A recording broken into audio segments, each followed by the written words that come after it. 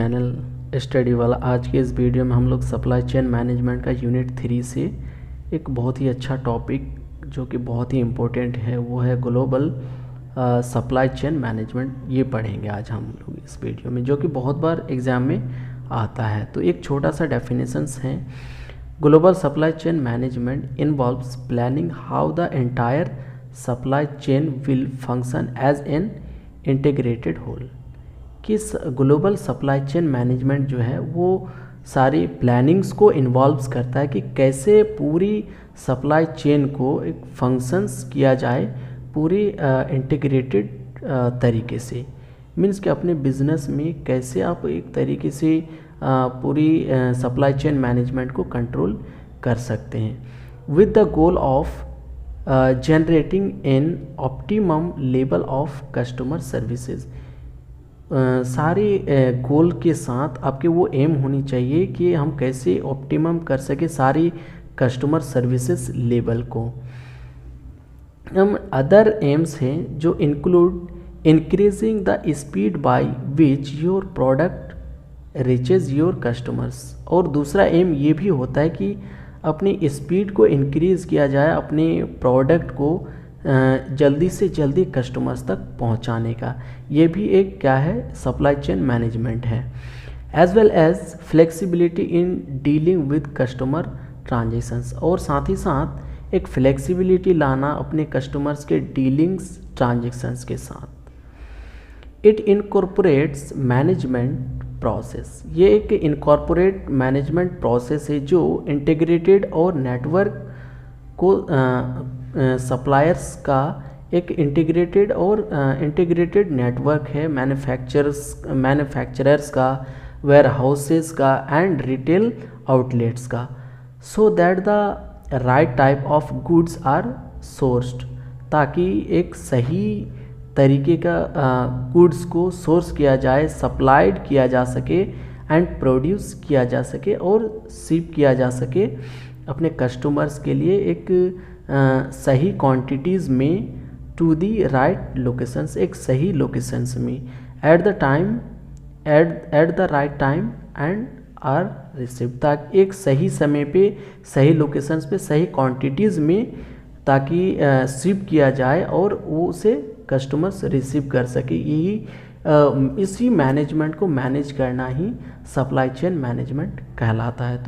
तो ये था बहुत ही इजी और बहुत ही अच्छा डेफिनेशन जो कि आप लिख सकते हैं एग्ज़ाम में। इस पर कोई दिक्कत कोई परेशानी नहीं होनी चाहिए, जो कि बहुत ही इजी, आप खुद से भी बना के लिख सकते हैं। अब ग्लोबल सप्लाई चेन मैनेजमेंट का क्या बेनिफिट्स हैं, कुछ बेनिफिट्स देख लेते हैं इनके। Companies must always be looking for ways to improve the manufacturing of their supply chains to ensure. Companies को हमेशा अपनी जो मैन्युफैक्चरिंग है, फंक्शनिंग है, उनको इम्प्रूव करना है कि हमारा मैन्युफैक्चरिंग कैसा हो रहा है, हमारा फंक्शंस कैसा है, सप्लाई कैसे हो रहा है, सप्लाई चेन में क्या दिक्कत आ रही है। ये सारी चीज़ों में उनको हमेशा कुछ ना कुछ इम्प्रूवमेंट लाना होगा। That their supply meets projected, ताकि प्रोजेक्टेड डिमांड्स कॉस्ट इफ़ेक्टिवली, जो भी ताकि उनका जो सप्लाई चेन का जो प्रोजेक्टेड डिमांड्स कॉस्ट है वो ताकि इफ़ेक्टिवली हो सके। If they do not produce sufficient product, अगर कोई कंपनी एक सफिशिएंट प्रोडक्ट अगर प्रोड्यूस नहीं करती है, जो उनको एक्चुअल प्रोडक्ट चाहिए वो अगर उतना तक अगर नहीं करता है to meet demand, they will lose customers. तो वो क्या करेंगे, कंपनी अपने कस्टमर्स जो है लूज़ कर जाएंगे, कस्टमर उनसे धीरे धीरे ख़त्म हो जाए। सपोज़ कि अगर एक दिन में अगर 100 यूनिट्स बिकते हैं, उसमें अगर 50 ही यूनिट आप अगर मैन्युफैक्चरिंग करते हैं तो 50 जो कस्टमर्स होंगे आपके 50 यूनिट के कस्टमर्स, वो धीरे धीरे आपसे क्या होंगे, दूर हो जाएंगे, ख़त्म हो जाएंगे। यार इनसे तो प्रोडक्ट मिलता ही नहीं है, तो मैन्युफैक्चरिंग कर ही नहीं पाता। तो अगर आपका 100 अगर सेल है तो आपको 100 मैन्युफैक्चरिंग करना होगा। If they produce too much product they must pay for expensive warehousing of the excess inventory.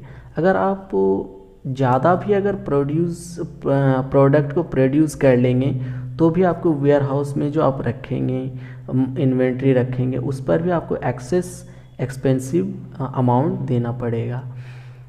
तो जितना आपका नीड है उतने आपको करना है manufacturing. If supplies are not sourced, अगर सप्लाईज अगर सोर्स नहीं किया जाता है carefully and production is not monitored, अगर जो सप्लाईज है उनको अगर सोर्स केयरफुली नहीं किया जाता है और जो प्रमोशन जो प्रोडक्शंस जो है वो अगर मॉनिटर नहीं किया जाता है, companies might be faced with mass product recalls और रिटर्न्स।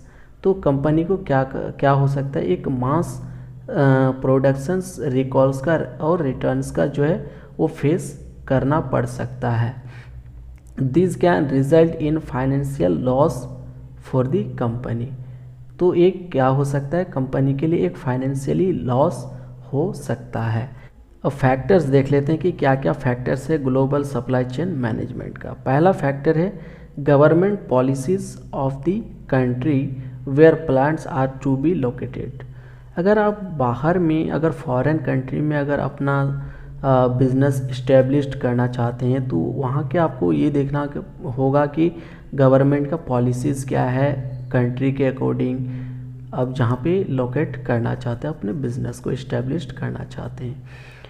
लोकल कल्चर क्या है वहाँ का अवेलेबिलिटी क्या है, स्किल्स का अवेलेबिलिटी क्या है, वहाँ का अनस्किल्ड ह्यूमन रिसोर्सेज कैसे हैं, इंडस्ट्रियल रिलेशंस क्या है इन्वायरमेंट के साथ, कि वहाँ का जो लोग हैं, वहाँ के जो रहने वाले कल्चर हैं, वो इंडस्ट्री के साथ उनका रिलेशंस कैसा है। टैक्सेशन पॉलिसी, कि उस कंट्री का क्या पॉलिसी है टैक्स का, वहाँ के इंसेंटिव्स क्या है, उनके टैक्स स्ट्रक्चर क्या है, मीन्स के अलग अलग कंट्री के अलग अलग लोकेशंस की अलग अलग टैक्सेशंस का स्ट्रक्चर होता है, तो वो आपको देखना ज़रूरी है। फॉरेन इन्वेस्टमेंट पॉलिसी, कि अगर आप बाहर जा रहे हैं अपने बिजनेस करने के लिए तो वहाँ की पॉलिसी, वहाँ की इन्वेस्टमेंट पॉलिसीज़ क्या है। फॉरेन एक्सचेंज एंड रिपैट्रिएशंस पॉलिसीज़ क्या है एंड उसके रेगुलेशंस क्या है। तो अपने बिजनेस को फॉरेन में ले जाने से पहले, करने से पहले ये सारी चीज़ें आपको माइंड में रखना होगा, ये सारी चीज़ें आपको करना होगा, तभी आप फॉरेन में अपने बिजनेस का इस्टेब्लिशमेंट कर सकते हैं। तो ये था हमारा आज का topic global supply chain management. I hope कि आपको समझ में आ गया होगा, अगर नहीं आया तो आप बता सकते हैं, मैं दोबारा से इनको समझा दूंगा। तो वीडियो को ज़्यादा से ज़्यादा लाइक करें, शेयर करें और प्लीज़ चैनल को सब्सक्राइब करें। Thank you so much.